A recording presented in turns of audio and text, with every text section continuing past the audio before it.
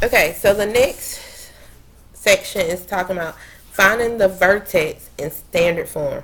So you see standard form, you have your ax squared plus bx plus c. So if you look here, we can clearly see this is standard form. So we're basically just going to find our vertex. So to find your vertex, we're going to use this formula.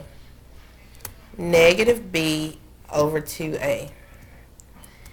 And this is going to find our x term. Okay? And then whatever we get for our answer for x, we're going to plug it back in for x in our original problem, and we'll get our y. So first, we're going to identify our a, b, and c. So a, b, c. Okay? So our a is the number in front of x squared. We don't want the letter, so if there's nothing there, put a 1. So a is 1. B is whatever's in front of x, so that's 16. C is 64.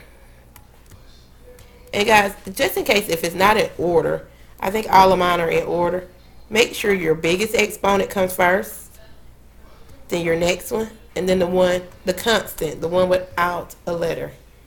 Okay? So now we're just going to plug it into our formula.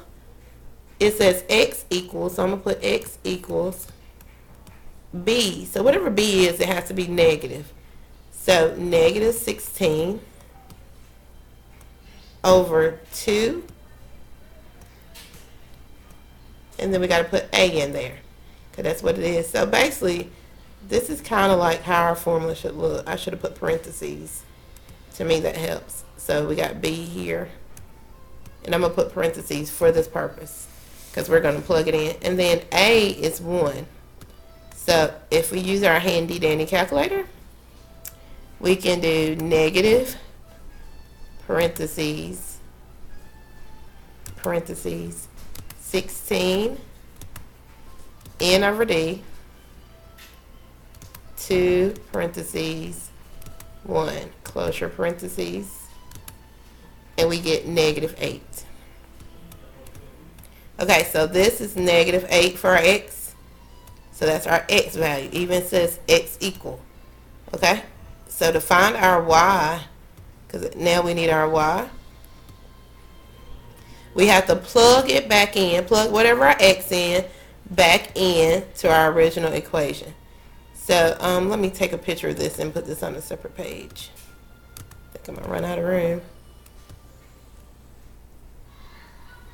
So okay, so here we go. We got it here.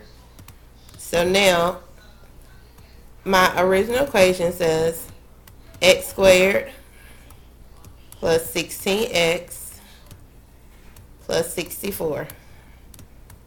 Okay, so all I'm going to do, wherever I have an x, I'm going to plug in negative 8. So x becomes negative 8. And I always do my parentheses, squared plus 16 parentheses negative 8 plus 64. And all I do is put that in my calculator. And let me pull my calculator up. And so I have parentheses, wait a minute, let me clear that, parentheses negative 8 squared plus 16 parentheses negative 8 parentheses, oh, I didn't put negative 8. Just a second. Negative 8 squared plus 16 parentheses negative 8 parentheses plus 64. And I get 0. So that means my y is 0. So my vertex will be negative 8, 0. Okay? So let's try the second one, number 2. So I'm going to put this on a separate page to give me more room. So if I look here, it's in standard form. You got your A, B, and C. So I'm just going to label my A, my B, and my C. So my A is going to be right here in front of the x squared, 2. And then guys, my x is -4. So if it's a negative, you have to put it -4. And my c is -2. And so I'm going to use my formula. My formula says x equals negative. I'm going to put my b in parentheses. Divided by 2 parentheses a. And all I'm going to do now is plug in. So x equals, the negative stays, okay? And then my b is -4. And I like this way so much better, so you won't forget to add that -4 in there. And then 2 parentheses, my a was 2. So I'm going to put this in my calculator. So let me show you how I'm going to put it in there. Sorry. Which way? Okay. So we're going to put negative parentheses -4. And we're going to use the n over d again. 2 parentheses 2. And we get 1. So our x is 1. So if we look here, our first term is 1. That's our x value. Now we got to find our y value. So we find our y value by plugging it back in into our original equation. So our equation says 2x squared minus 4x minus 2. And then wherever I have an x, I'm going to plug in what I found for x.